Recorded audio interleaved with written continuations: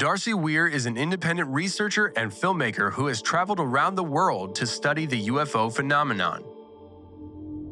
Back in August of 2020, under a shroud of secrecy, the UAP Task Force was clandestinely brought into existence within the shadows of the enigmatic U.S. Department of Defense. My questions regarding this phenomenon led me to American oceanographer and retired Rear Admiral Tim Gallaudet. How long did you serve for the Navy and work for NOAA? I served in the Navy for 32 years, and I then worked for NOAA after that for about 3.5 years. They're coming from somewhere.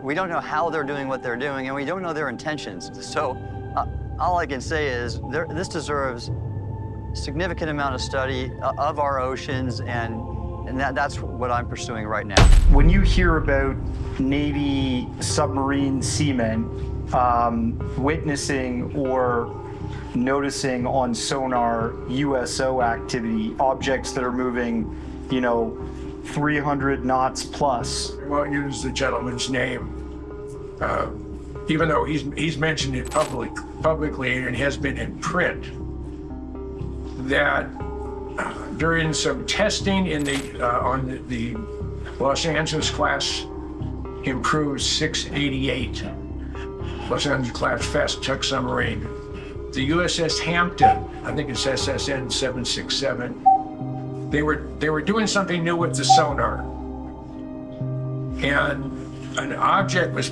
being picked up on sonar as a fast mover, and it went zipping by him.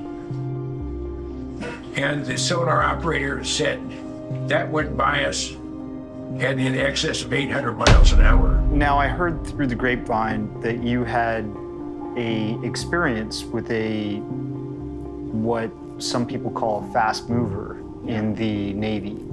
Can you? Yes, I can tell you about that. And what are your thoughts on the USO situation?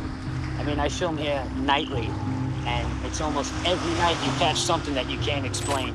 Why do you think that the water is so important to these craft? What's it about our oceans that attract them to it? Personally, I believe that they exist. They reside in our oceans.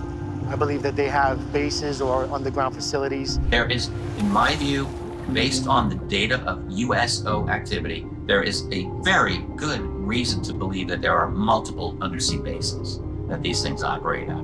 Yes.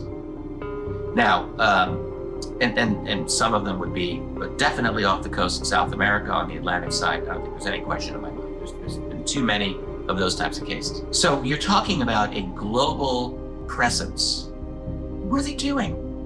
What's going on?